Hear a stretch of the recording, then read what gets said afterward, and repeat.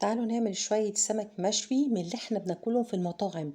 المطعم اللي احنا لما بنروح كده ناكل فيه سمك بنقول الله التتبيلة دي طعمها وريحتها يجننوا. هنعمل النهاردة التتبيلة دي في البيت وهنخلي السمك زي بتاع المطاعم بالظبط. كمان هنشوي ومش هيبقى فيه دخان كتير في البيت يضايقنا ويخلي البيت ريحته سمك. والسمكة كمان هتطلع متماسكة جدا قدامك زي ما انت شايفة في الطبق. تعالوا على طول نبدأ الحلقة ونقول بسم الله. هنجيب شوية خضرة عبارة عن ايه؟ طماطم وبصل وفلفل رومي وفلفل حامي لو حباه سبايسي، جزر مبشور وتوم. التوابل ملح وفلفل اسود وكمون وبابريكا وكزبرة، مش اكتر من كده. هاخد بقى كل الخضار اللي انا قلت لكم عليه ده في الكبه وهفرمه ناعم. ادي البصل والطماطم والثوم والخضره والجزر. الخضره ممكن تحطي كزبره وبقدونس وشبت او تستغني عن حاجه انت مش حباها.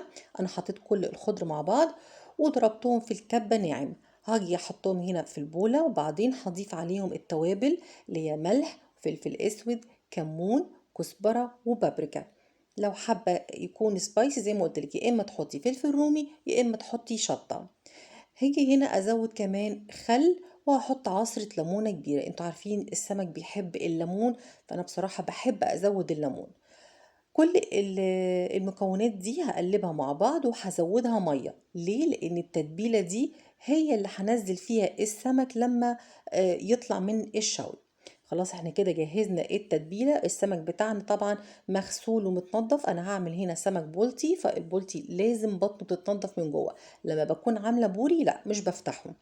البولتي هنا مغسول ومتنضف. طبعا انتي لما بتشوي مش بتشيلي القشر من بره. انا هنا للاسف كان الراجل منضف لي السمك من بره وشايل القشر، ولكن برضو هعمله. اخدت جزء من الحشوة او التتبيلة اللي احنا عملناها وحشيت بيها بطن السمكة علشان تكون السمكة متبلة من بره ومن جوه واخدة طعم حلو. بعد ما خلصت كل كمية السمك بقى هنزل بيها في الردة وهضغط كده علشان الردة تمسك كويس قوي في السمك واخلص كل الكمية. في الوقت ده بكون انا حاطة عندك بقى صاجة على النار صينية على النار اي حاجة بتشوي عليها بتكوني حطاها تسخن كويس جدا جدا. ولازم تسخن كويس جدا. علشان لو حطيتيها باردة وجيتي حطيت عليها السمك هيلزق وهيجي يتبهدل منك لما تيجي تقلبيه. فانا حطيت الصاجة بتاعة الفرن وسبتها تسخن جدا جدا، وطبعا حاطة ورقة فويل علشان برضو الصاجة ما تتبهدلش معانا. خلاص. ولما سخنت نزلت بالسمك. السمك هنا بقى مش هتقلبيه خالص ولا هتيجي جنبه تماما لان كتر التقليب هو اللي بيخلي السمكة تتهري منك وتتبهدل. لا انت هتحطيه وهتسيبيه لما هتلاقي كده من الجناب، بصوا زي ما احنا شايفين بدأ يغير لونه واللون بتاع الشوي خلاص بدأ يبان. بصوا عايزه اوريكم هنا شويه الدخان اللي طالعين يا دوب حاجات بسيطه جدا، يعني انت وانت واقفه مشغله الشفاط خلاص الموضوع انتهى. مفيش بقى دخان في البيت وريحه السمك والكلام ده كله.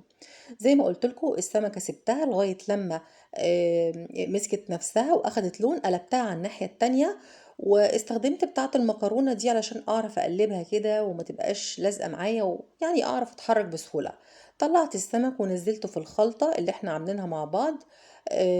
وهفضل بقى ايه احط فيها كده يمين وشمال واتاكد ان هي كلها خدت من الخلطة اللي هي عبارة عن الخضار بالليمون والخل. بتشرب بقى كده ايه من التتبيله، يعني السمكه نفسها بتكون شاربه من التتبيله واحنا كمان حاشينها من جوه، فالسمكه من جوه ومن بره متبله وواخده حقها حلو قوي. بحطها بقى كده زي ما انتوا شايفين في الخلطه دي وبصفيها كويس جدا جدا. السمكه في الاخر بتاخد الطعم بتاعها وبتكون بقى بتطرى كده شويه من الميه. وبحطها بقى في طبق التقديم.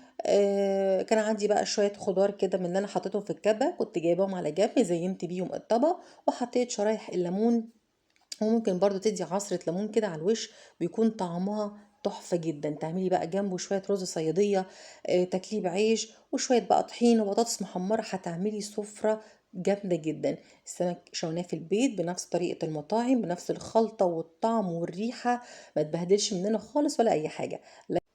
أتمنى الفيديو يكون عجبكم. لايك وشير وسبسكرايب لو عجبكم الفيديو. أشوفكم على خير.